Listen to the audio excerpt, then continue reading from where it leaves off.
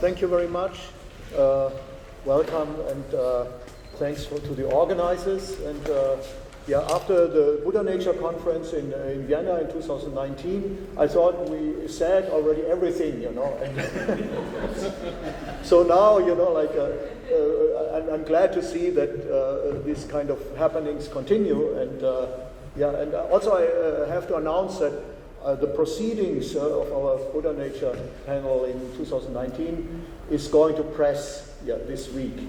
Unfortunately, we didn't make it for the conference here, but you will have your author copy and I think by the end of the month. And I have to thank Casey Camp for having helped me to edit the volume.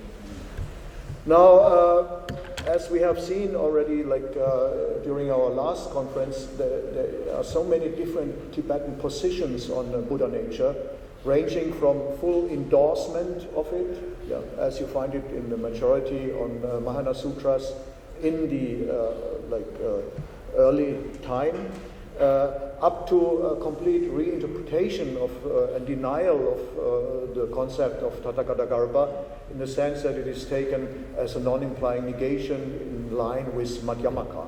And you have all sorts of positions in between.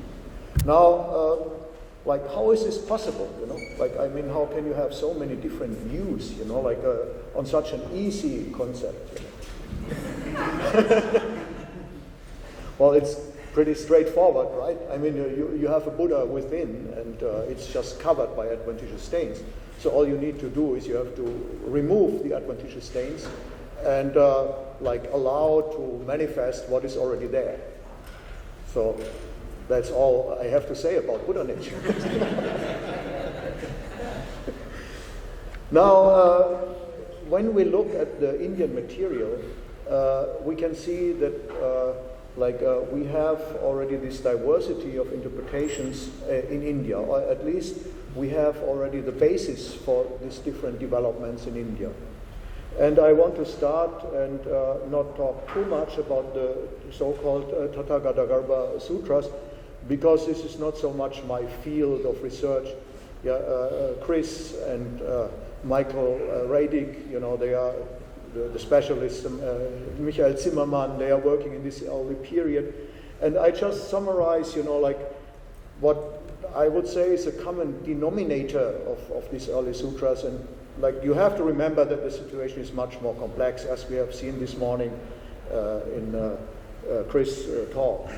Now, the Angulimala Sutra, the Srimala, the Anunatva, Apurnatva Nyadesha, they say that the Dharmakaya has the perfections of permanence, bliss, self, Atman, and purity. And then we have an equation of Tathāgatagarbha with the ultimate and the Dharmakaya in the Srimala and the Anunatva, Apurnatva.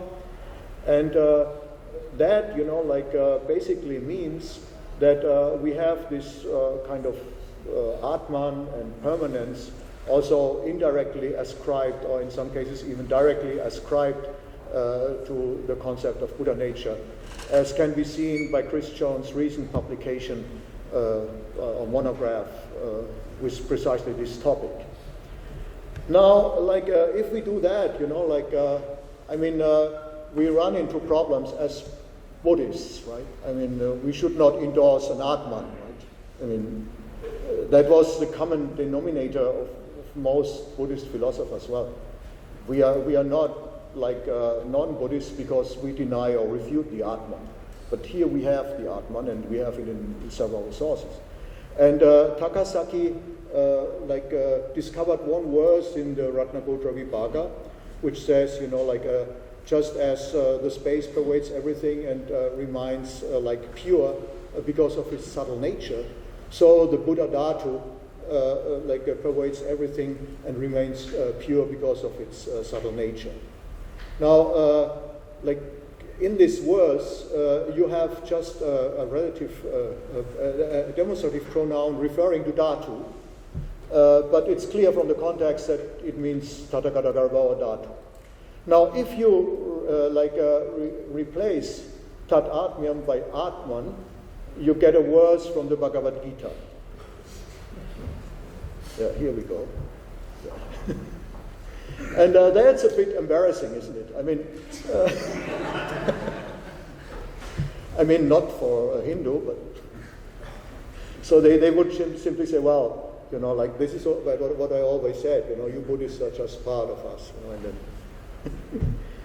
and now, well, mainstream Buddhism, like either you ignore all that, and I think there were some who did this. The Ratnagotravibhaga was not quoted for centuries or discussed for centuries in India. Or if you like address the topic, the subject matter, you have to do something with it. And like when we look at Asanga's commentary on the Ratnagotravibhaga, we find that this perfection of self is taken in the sense of nothing but the lack of self.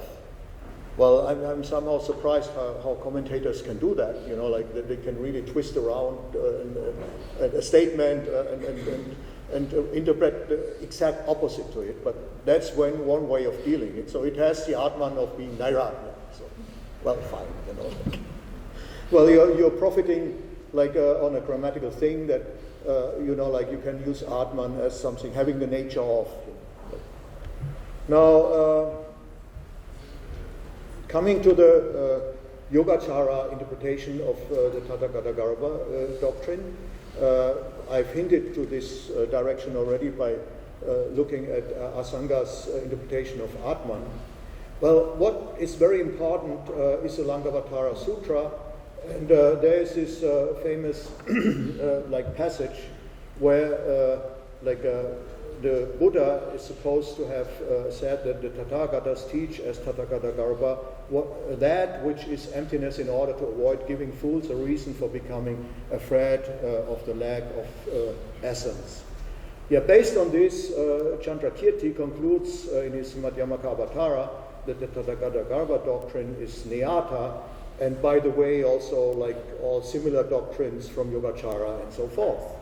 Now the big question is, what kind of emptiness was the Buddha thinking of when he used the word Tathāgatagarbha? And now, there are different passages in the Laṅkāvatārasūtra, and I have to be very short here. It's there is a passage where 7 types of emptiness are introduced. Yeah, and you find one emptiness is an emptiness in terms of what Chandrakirti thinks emptiness is. It says sva samanya lakshana shunyata, so it's an emptiness which is empty of sva lakshanas and samanya lakshanas. And you have also a svabhava shunyata, which is an emptiness of inherent existence. So going by that, you would say, okay, Chandrakirti is fine, the Buddha was thinking of Rangtong, for the Tibetologists among you, when he was teaching Buddha nature. But, this introduction to these 7 types of emptiness is introduced by a statement which says, well, because people cling to the imagined nature, to parikalpita svabhava, that's why we have to make use of the words emptiness and so forth. So that means, emptiness is restricted to the imagined nature in Yogachara philosophy. Yeah? So it makes it a Yogachara emptiness. Yeah. Well, you have either way, you can have a Madhyamaka interpretation or a Yogachara interpretation of this statement. Yeah.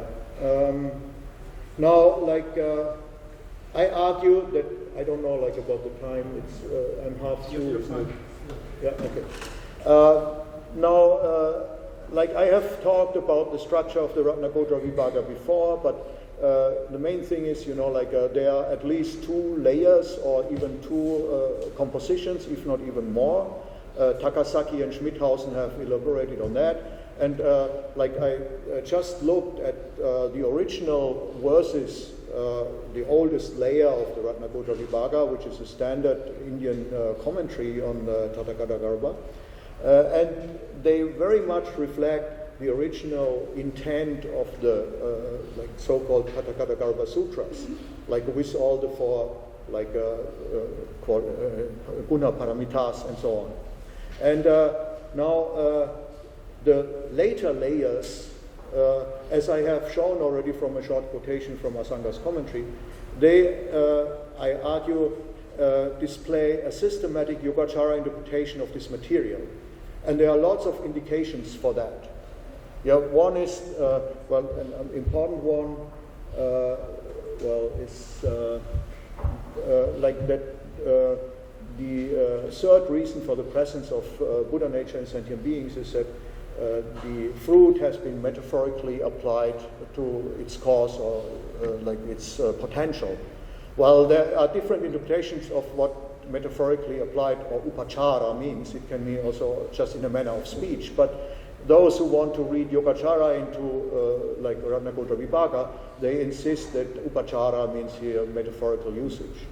And then, you know, like you have passages where the naturally present potential like develops into the Dharmakaya or Svabhavika-kaya, and the acquired potential develops into the form kayas, and that's clearly Yogachara. And there is much more. Unfortunately, I don't have the time to elaborate more on this. But there is one part in the Ratnagotravibhaga which is very important. The two final verses of the original Ratnagotravibhaga allow for the Buddhist hermeneutical principle of ascribing to certain doctrinal elements a status of provisional meaning or neyārtha. And they go as follows. Why did the Buddhas teach here that a Buddha element exists in all sentient beings, after they have taught everywhere that everything should be known to be empty in every respect, like clouds, visions in a dream, and illusions? One may have the 5 additional faults of being discouraged, contempt for inferior persons, clinging to the unreal adventitious stains, denying real Buddha qualities, and excessive self-love. A Buddha element or Buddha nature has been already taught at this stage in order that those who have these faults abandon them. So, like when we look at Madhyamaka hermeneutics, if you claim that a statement has provisional meaning, and that's something really serious to do, you know, like you have a statement by the Buddha, which is ascribed to the Buddha, and you say, well, it doesn't have definitive meaning, it's only provisional. Well, you're saying, well, the Buddha had an intention and wanted to say something else. So you have to justify, you know, why you think this statement has only provisional meaning. And the Madhyamikas, they insist, like if you want to claim something is neyārtha, you have to show the intentional ground, the motive, and the contradiction that results from taking the provisional statement literally. Okay, thank you. Now, you have that in India already in Dharmamitra's sub-commentary on the Abhisamaya Alankara commentary. And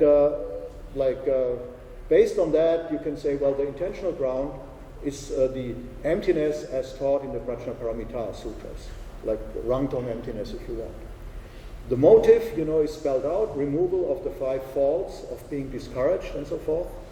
And the contradiction is clear, between the Ratnagotravibhāga on the one hand and the Tathāgatagarbhasūtras on the other hand. So based on that, you know, like you fulfill the criteria for claiming that the teaching of a Buddha nature has provisional meaning. And, well, that's one possibility. Another possibility is what, for example, the Gelug master Kumtam Champeyang does. And he takes Buddha nature as a synonym of emptiness, and as such it can be called nitata. And that, as we will see in a moment, will go back to Nolud and Sherab. The difference is subtle. Instead of seeing in the doctrine of Madhyamaka emptiness and Buddha nature a contradiction and disqualifying the latter as neyārtha, the Tathāgatagarbhasūtra system, which after all propounds some of the most sacred ideas of Buddhism, can be respectfully presented as nitata without violating the Madhyamaka dictum that everything from matter to omniscience lacks the independent existence of an own nature. Now, I argue like that Yogācāra hermeneutics are at work here in the Ratnagotravibhaga. Now, since most of you are probably not familiar with Yogācāra hermeneutics, like in the Vyakya Yukti by Vasubandhu, a verse is quoted which is said to go back to the future Buddha Maitreya. So it's the core of Yogachara teaching, and you have to state whenever you interpret a sutra, you have to state what the motive is, you have to say what the concise meaning of the sutra is, you have to explain the meaning of the words, you have to show the connection between the different topics, and you have to raise or address possible objections and their rebuttals. Now, I argue that, by the verse 157 in the first chapter, it is precisely the motive which is described according to the Vyakya Yukti. When you look at how Vasubandhu describes in the Vyakya Yukti the motive, you see, to properly instruct utterly confused people, and so on and so on. Now, the thing is, that according to the Yogachara, you have to state a motive even of a sutra of definitive meaning. So, if you go by the Yogachara system and you identify a motive, it doesn't necessarily mean that the passage or the sutra has a provisional meaning. It can still be neyārtha. That's a very important point you have to remember. Now, the other points of the Vyakya Yukti, they are addressed the concise meanings of the treatise is presented by listing the sutra's 7 main topics, like Buddha, Dharma, Sangha, and so forth. And the meaning of the words is clear, it's explained in the Ratnagotravibhāga. And then the connection between the main topics and the topics which are addressed, in the initial verses of the Ratnagotravibhāga, they are also spelled out in one of the verses. From the Buddha comes the Dharma, from the Dharma comes the Sangha, within the Sangha the Buddha nature leads to enlightenment, and so on. So, and you look at the additional initial verses in the Ratnagotravibhāga, and they are just somebody is following a list to do, and goes through the requirements of the Vyakya Yukti, just, to show, this is following Yogachara hermeneutics.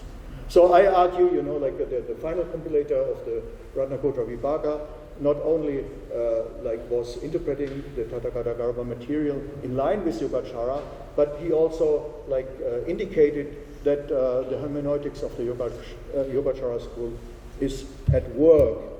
So, with this kind of knowledge, I'm sorry I have only 20 minutes, so you have the main positions in Tibetan Buddhism. You have Nolot Shera,